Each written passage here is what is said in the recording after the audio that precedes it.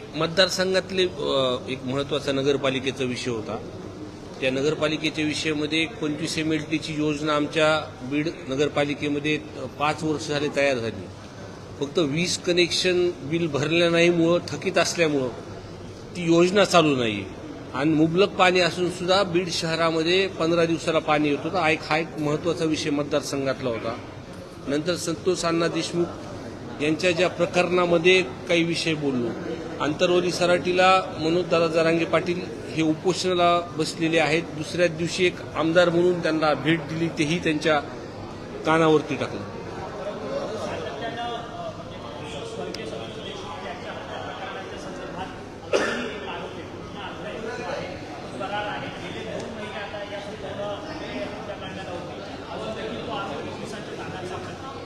मला वाटत नाही आता तो आरोपी जो काही व्यक्ती एक राहिलेला आहे तो काही सापडणार नाही. जी काही सुरुवातीचं जे काही आपण समीकरण त्या भागातले बघतो, जेव्हा काय एखादा विषय त्यांच्या अंगलट येतो तो माणूस कधीच सापडत नाही असं दिसतं आणि मला वाटत नाही हा माणूस सापडतो. सापडणार नाही का? जे काही झालं असेल त्याच्यासोबत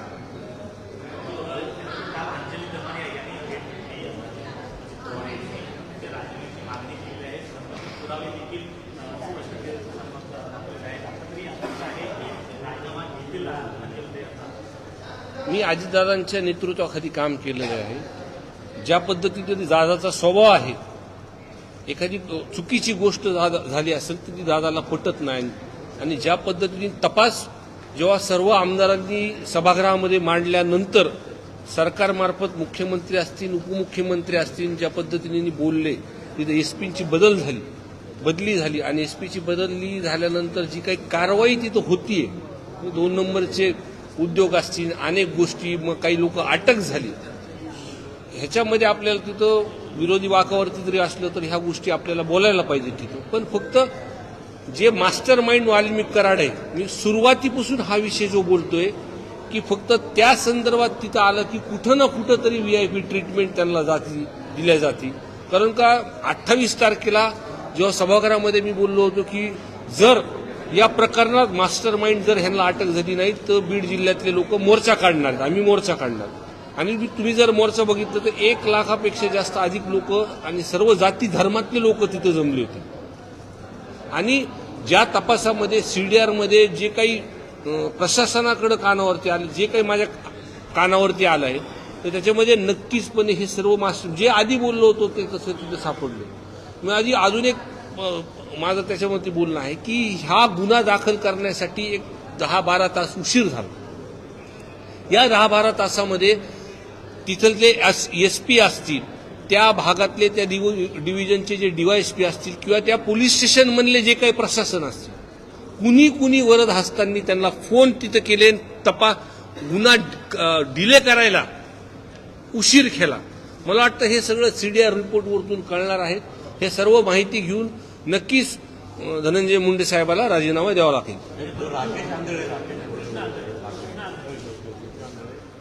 तो सापडणार नाहीये, बरेच दिवस गॅप आहे.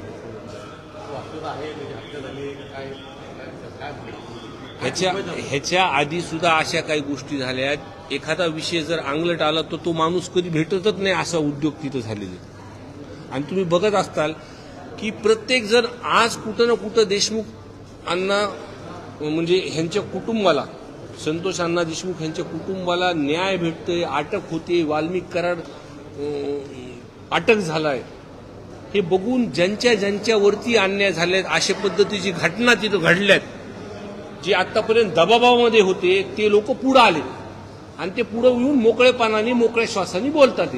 तरी सुद्धा या प्रकरणापर्यंत फास्ट ट्रॅकवरती हे प्रकरण चालून आणि प्रशासनाला जर मोकळ्या मनाने जर काम करायचं असेल तिथे, तर धनंजय मुंडे साहेबांना जर राजीनामा घेतला तर या विषयामध्ये जे कुणी गुन्हेगार आहेत किंवा अजून काही गुन्हे समोर येतील, लोक अजून मोकळ्यापणाने तिथं बोलतील.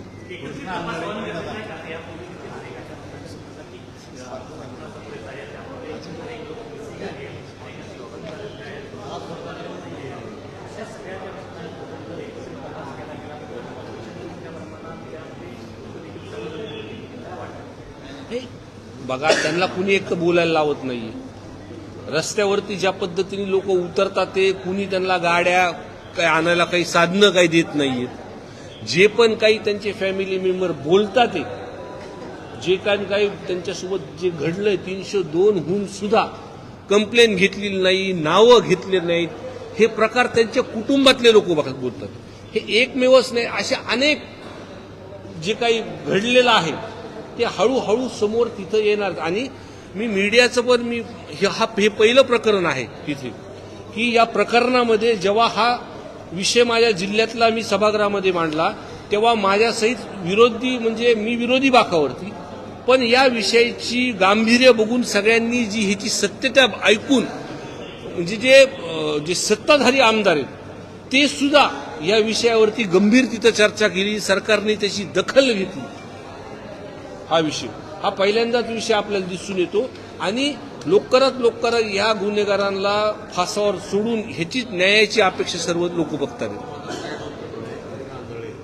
सापडत नाही किंवा प्रकरण सापडू शकत नाही त्याला सोपल्या का शोध आहे तर तुमची काय वेगळी मागणी नाही की आता तो नाही आता परदेशात गेलेला आहे किंवा काही त्याचा मृत्यू झालेला आहे, तुमचा संशय काय आहे?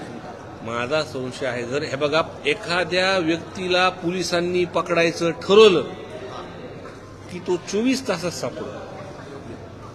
24 तासात सापडतो. काहीतरी घातपात त्याच्या जीवाशी झाला असं मला असं वाटतं. धन्यवाद.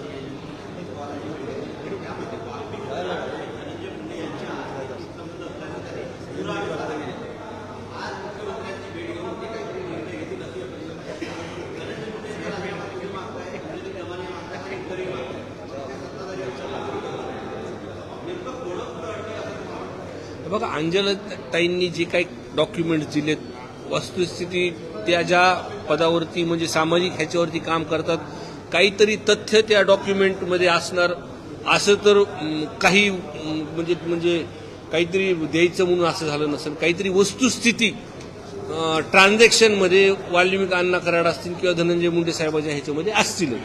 आणि काल मीडियाच्या मार्फतच मी आज ऐकलं होतं की त्यांनी असं सांगितलं अंजलीताईंनी की आज सीएम साहेबांमध्ये आणि दादामध्ये ह्या संदर्भातली चर्चा होऊन ह्याच्यावरती निर्णय होणार. मला असं वाटतं आज आपण त्याची वाट बघितली पाहिजे.